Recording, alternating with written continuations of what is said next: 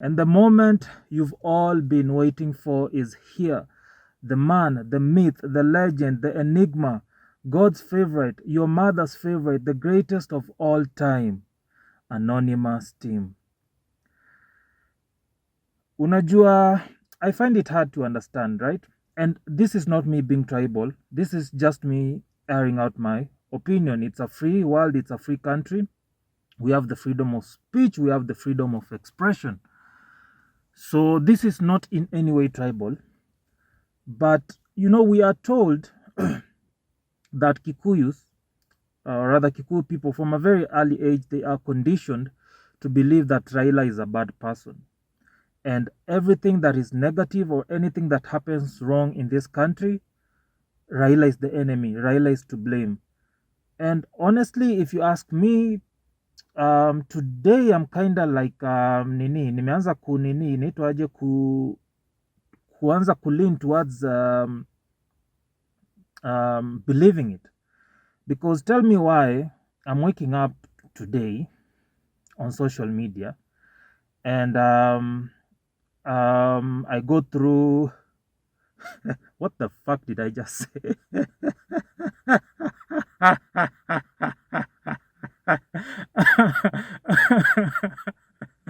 Did I just say that I woke up today on social media? No, motherfucker.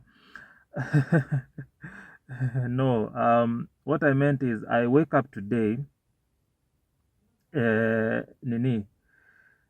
I go to my social media, and I go to Twitter specifically, X, and I come across Raila trending, and I'm like, why the fuck is Raila trending?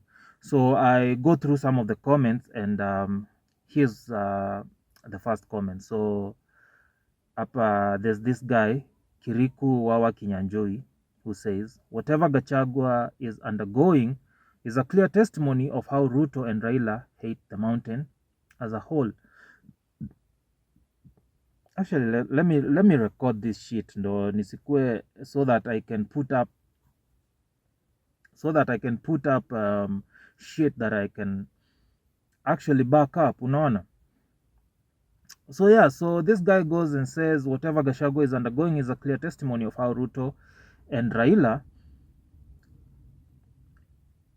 forgive me motherfuckers, kidogo tu. Yeah, so whatever Gachagua is undergoing is a clear testimony of how Ruto and Raila hate the mountain as a whole. I'm like, what the fuck? What does Raila have to do with shit, bana? As far as I'm concerned, you people sent Raila home, lituma Raila bondo, right? Na the last time I checked, Mr. Rigiji was putting mitego for anaitwaje for Raila huko State House.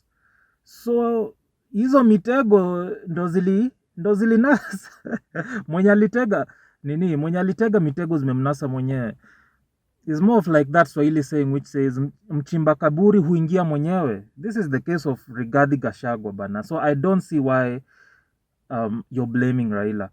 And I'm not in any way supporting Raila because okay, for the longest time I've been a Raila supporter, more so because of the role that he's played in this country. He's really fought for this country.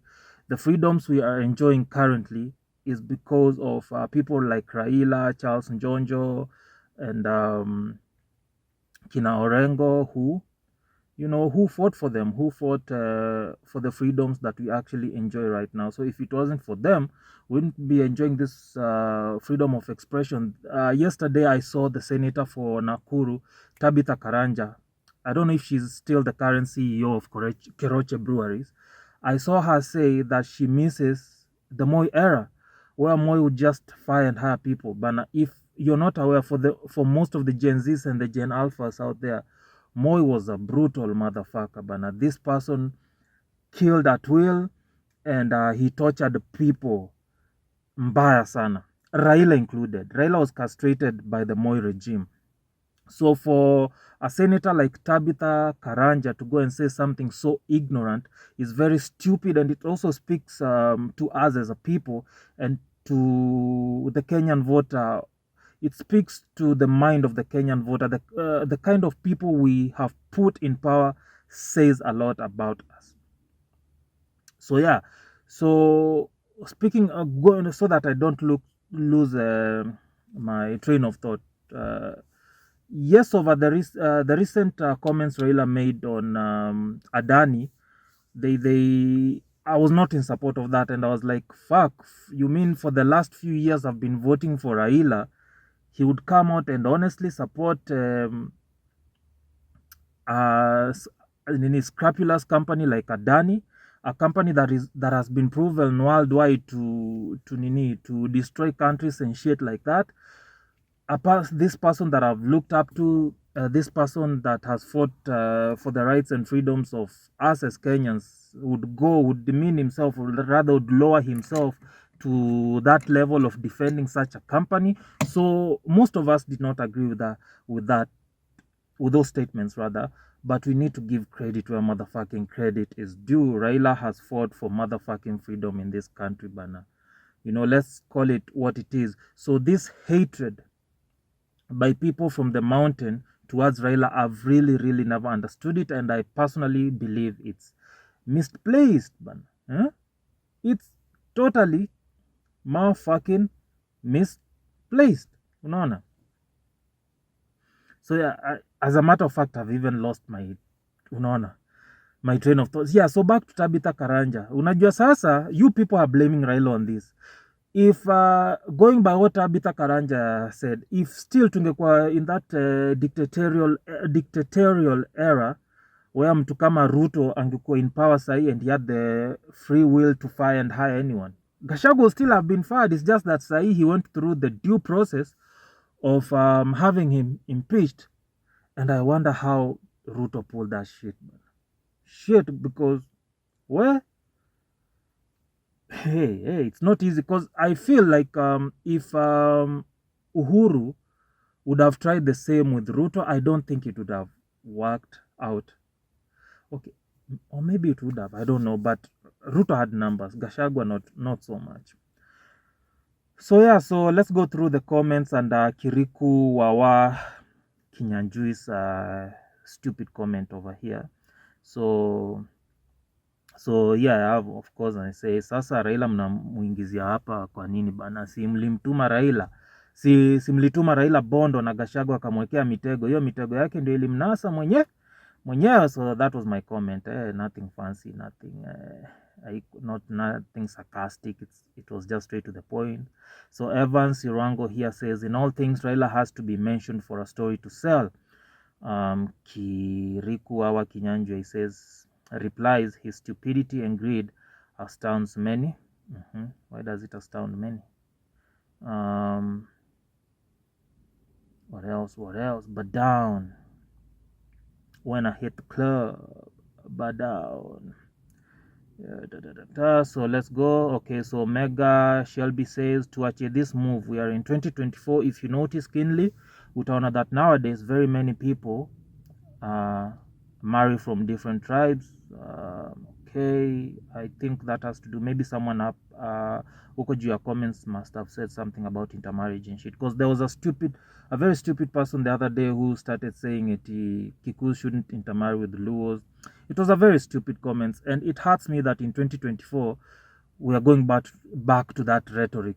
But I know 100% for sure it's not the Gen Z, it's most definitely the millennial. I am a millennial, na millennials ndo bado okay, sisi millennials ndo tulianza hiyo culture ya kushift hiyo tribal narrative, but still there are some of the millennials from Ushago. I'm sorry guys, but majority of people from the village are very ignorant and illiterate, and it's because of the government bana. Government I sensitize watu wa mashinani vizuri. Education mashinani haiko fiti sana. It's still very archaic and primitive in a way. So hao ndo watu bado wako na this type of mentality and way of thinking. So Dr. Dennis Addison Ouma here says, you didn't have brain to know this when voting President Ruto in 2022 to punish Raila. Abuya Vincent says, if Gachagua is a DP for the mountain, then aende, a lesson for other national leaders, the president, the DP, the governor, Nairobi County, try to have a national outlook, so hatutashindia hapa. Let's go back. Kuna dem mwingine pia ni mwana ametoa very motherfucking stupid comment. Let's just scroll down. mdogo mdogo tu tusipite.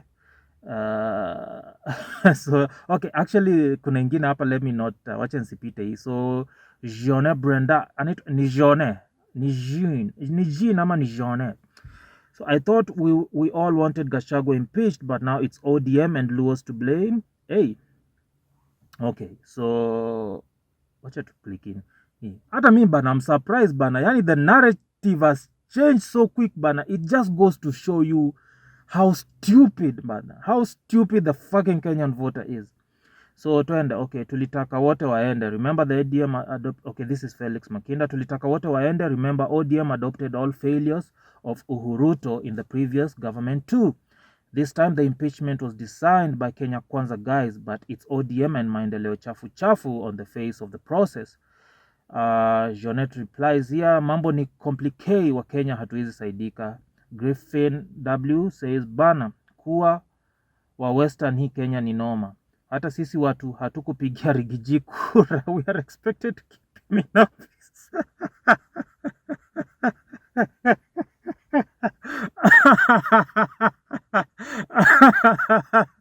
Okay, this is my favorite comment bana.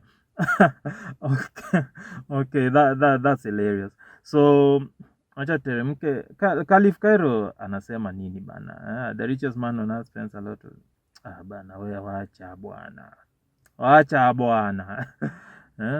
Khalif sai shughulika na mambo ya Wang bana. Hii mambo ya Rigiji kwanza, sit this out, we deal with Rigiji, wewe tutarudi kwako baadaye. We will never vote for a Kalenjin. I wouldn't say that. You know, individuals are different, and let's just keep away from the tribal bullshit bana. This was very interesting as well, but let's just keep that. Iko happy bana, let's ndo huyu dem. So anaitwa Wangari M rather. If Raila won elections, ODM and pigs wangetukojo lea. Going back to that dude replied there, who said, alisema aje?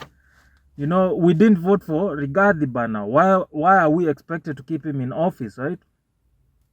So, okay, so I replied to her here, not being tribal and all, but it is said Kikuyu'S are conditioned from a young age that Raila is a bad person and he is the enemy. Now I see it. The conversation has shifted and the people from Rima are blaming Baba.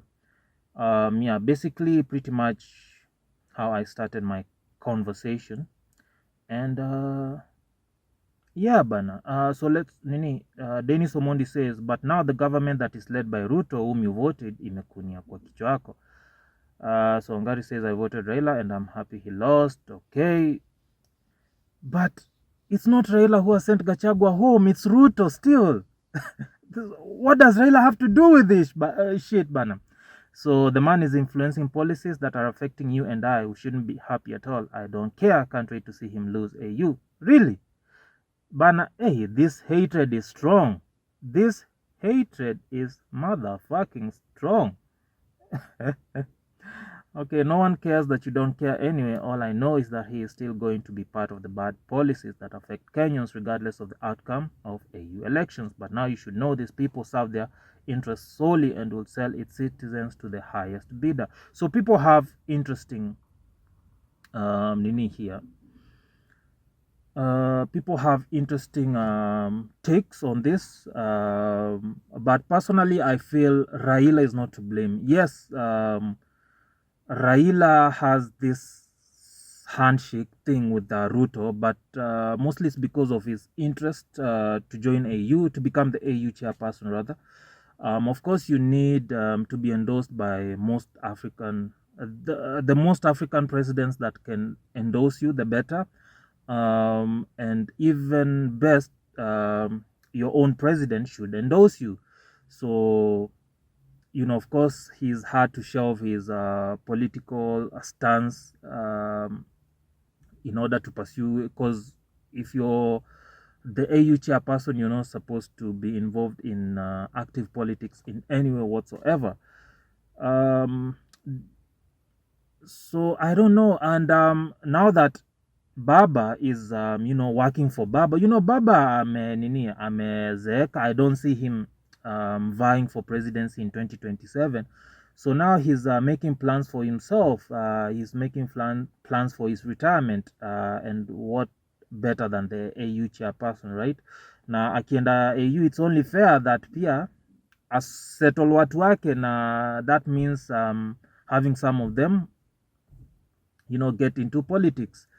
We're not defending it. A lot of youth died over the finance bill protest juzi, and Raila took the opportunity, you know, na akaenda akakula yake. So for that, we will never forgive him. We can never forgive that shit.